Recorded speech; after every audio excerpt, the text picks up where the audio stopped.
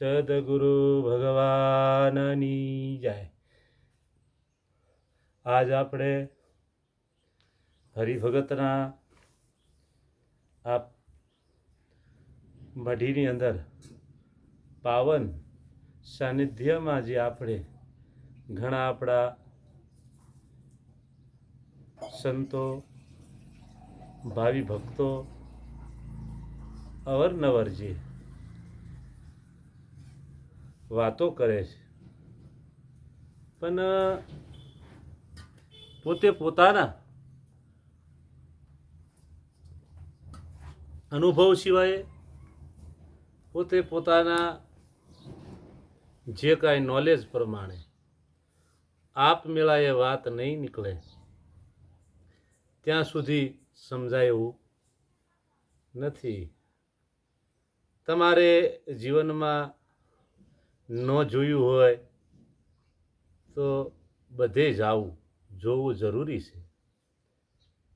આપણા આત્માને કે આપણા મનને સંકલ્પ વિકલ્પ ન રહે કે મેં આ ફલાણા ત્યાં જોયું નથી.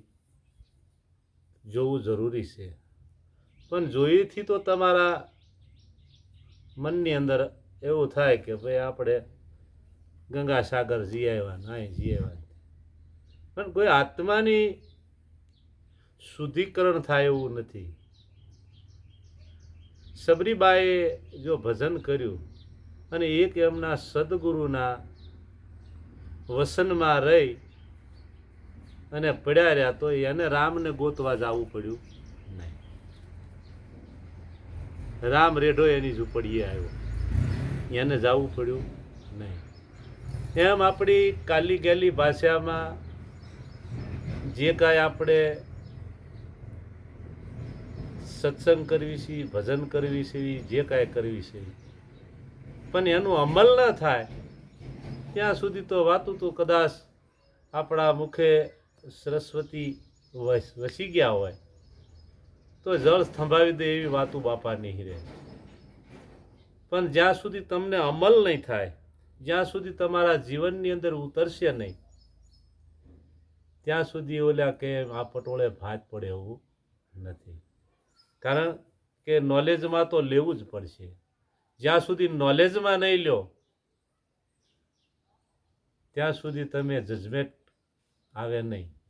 નોલેજની અંદર ફિટિંગ થઈ જાય પછી જજમેન્ટ આવે. પણ કથાયું કીર્તન થાળા આ બધું ફરે છે અને જે કાંઈ હોય તે એ તો ઓલા સગડોળે સડ્યા ઘોડે ફજીર ફાળકામાં બેસવા જેવી વાત છે. હરિ સુધી પૂગવાની વાત નથી. અને જે કાંઈ આ બધાય જ્યાં એ હોય ત્યાં સુધી ભજન ને આ ધેન કથાયું આ બધું છે એ તો બાપા તમે ગમે એટલું અંદર દોડશો તો એમાં મેળ આવશે નહીં. અને હાલો કે સાંભળવા જાવી તો કાન પવિત્ર થાય, પણ કાનને સાંભળવાને ક્યાં આવે? કર્ણ ઇન્દ્રિય છે, ઠીક છે, એનીથી એમાં સંભળાય. અંદર ગ્રહણ કરવું એ તો આપણી વાત છે. અંદર ગ્રહણ કરવું એ તો આપણે પોતે પોતાને કરવું પડશે. ત્યાં સુધી મેળ આવે એવું નથી. અને બાપા પેટી લઈને ગમે એટલા ગાવી રાગોળવી પણ તમને સદગુરુ સાહેબ મળી ગયો છે. ભગવાન નોધારાનો આધાર તમને મળી ગયો છે. અને જે તમને બાપા શબ્દ જે તમને શ્રવણેથી સુનાયો છે એ શબ્દને સિદ્ધ કરી લો.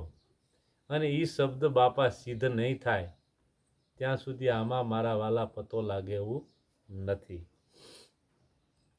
કારણ કે જ્યાં સુધી આ શબ્દ આ ગાયત્રી સિદ્ધ ન થાય ત્યાં સુધી તમે ગમે ઓલા ભગતને સાંભળો, ઓલા ભગતને સાંભળો, ઓલા પણ ગુરુ દીક્ષણા લેવા જાઓ, ઓલા પણ ગુરુ દીક્ષણા લેવા જાઓ, કોઈ વસ્તુ પતો લાગે એવું નથી. પોતે પોતાના આત્માની અંદર, પોતે પોતાના સ્વરૂપની અંદર જ્યારે તમે સમાઈ જશો અને તમારા પોતાના શરીર અંદર સમાઈ જશો ત્યારે તમને પોતાને જ તમને દિવ્ય દ્રષ્ટિ દેખાશે અને તમને પોતાને તમારી રીતે અંતર્જ્યોતની ખબર પડશે. ત્યાં સુધી તમને અંતર્જ્યોતની ખબર પડે એવું નથી, કારણ કે ખબર ન પડે, કારણ કે બહાર ગમે એટલા દીવા પ્રગટાવો તો એનેથી કાંઈ મેળ આવે એવું નથી. જ્યારે દાસ રણછોડને એમનું ઘર મળ્યું અને પોતે પોતાને નક્કી થયું અને એના દિલની અંદર દીવો થઈ ગયો તો દાસ રણછોડનું કામ થઈ ગયું. એમ પોતે પોતાની રીતે તમારે જો પોતે જ ઘટની અંદર ઘનશ્યામના દર્શન કરવા હોય તો આ ઘટની અંદર સમાઈ જવાનું છે. તે સિવાય ઘનશ્યામના દર્શન થાય એવું નથી. તમે તમારું કર્મ બાપા કરતા જાઓ અને જે તમને કોઈ એવો પ્રગટ નટવર મળી ગયો હોય તો એને જે તમને કીધું એ શબ્દને સિદ્ધ કરી લ્યો, તો એ સિવાય બીજો કોઈ શબ્દ મોટો છે નહીં. જો એ શબ્દ તમારો સિદ્ધ થઈ જશે તો તમારું કામ થઈ જાય એવું છે અને તમારો બેડો પાર થઈ જાય. કારણ કે ત્યાં સુધી તો આપણે જેટલી વાતો કરીએ બોલીએ કે કદાચ એકાબીજી જે કોઈ અતારના ભજન કવિઓ થઈ ગયા, સારો એમને કંઠ મળ્યો તો એમના અનુભવ થઈ ગયા એકાબીજીથી, તો કવિએ એના ભજન રૂપી અને ભજનની વાણીમાં જે એને મનને પડ્યું એવું કહી દીધું. કોઈ તુલસીદાસ જેવાય એને એવું મળી ગયું, સિદ્ધ શબ્દ થઈ ગયો તો એને આખી રામાયણ લખી નાખી બધું. પણ એનો નિશોડ તમે પોતે પોતાની જ રીતે તમારી રીતે જ એનો નિશોડ જો તમને ન જડે ત્યાં સુધી તો બાપા પોથા છે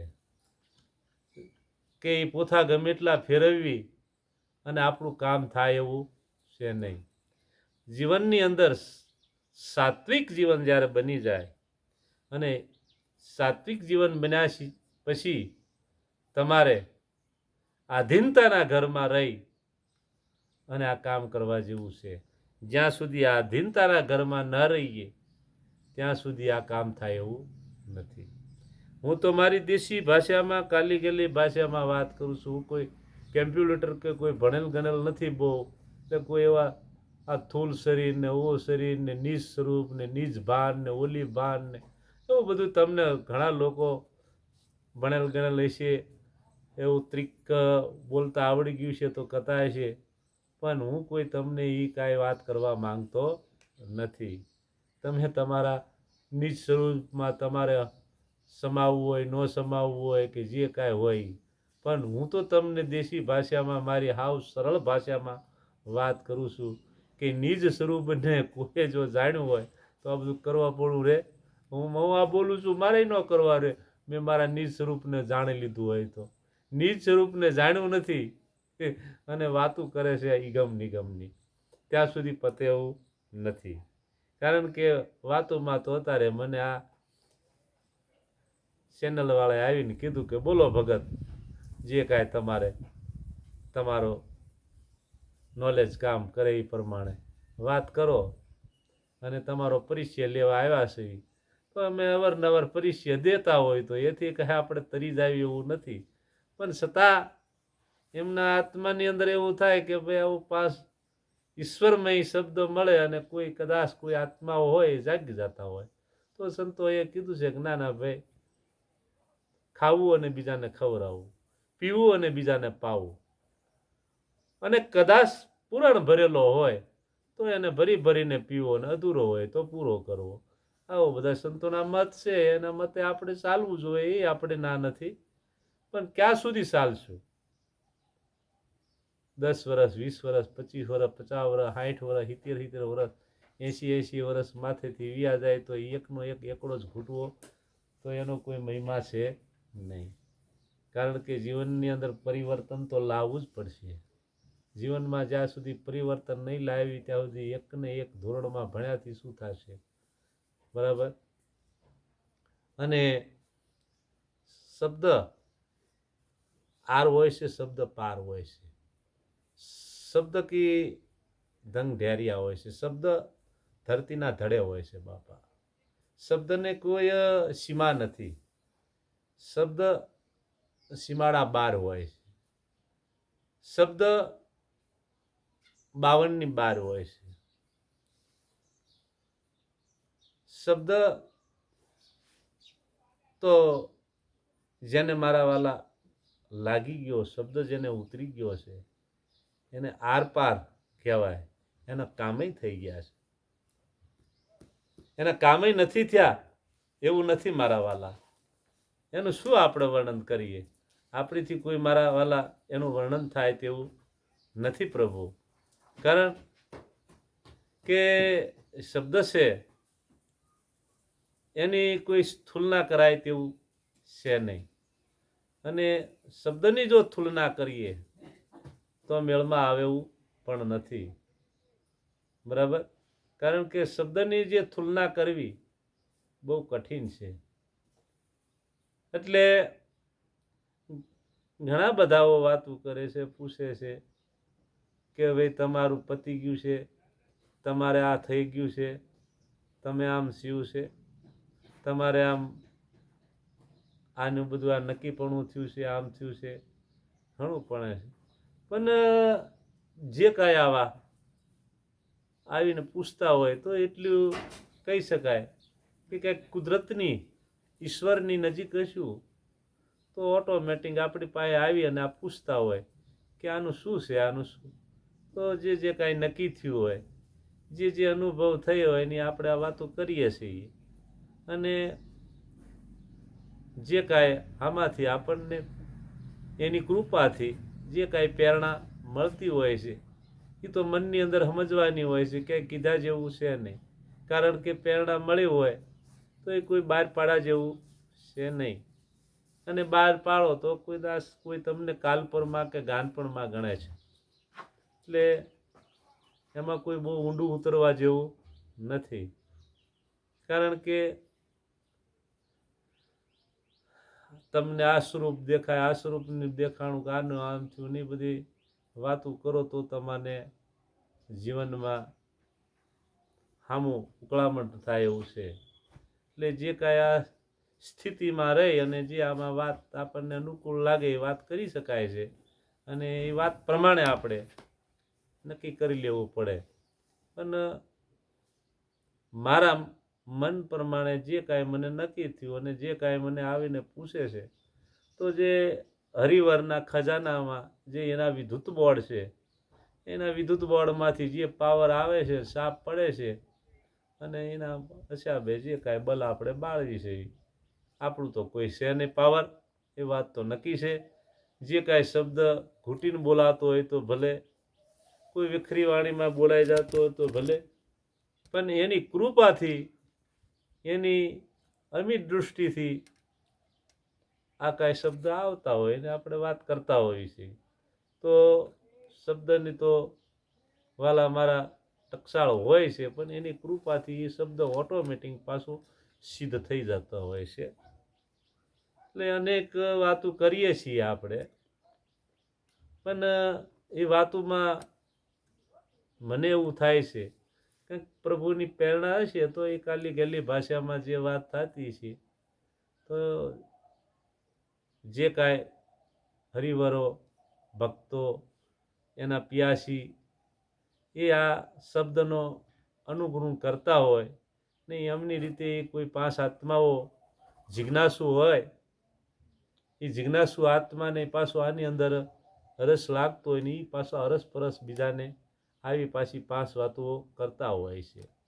કારણ કે પ્રકાશમય જીવન એકાબીજી જાગી જતું હોય છે ને પ્રકાશમય બની જતું હોય એટલે એકાબીજી પ્રકાશના પ્રકાશ, જ્યોતમે જ્યોત મિલાવતા હોય એવી વાત બની શકે છે. અને ઘણી બધી વાતો થતી હોય છે અને એ વાતોમાં અરસપરસ શબ્દ લીધા જેવા હોય છે.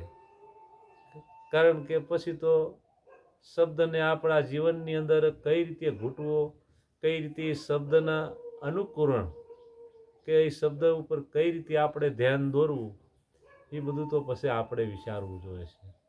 કારણ કે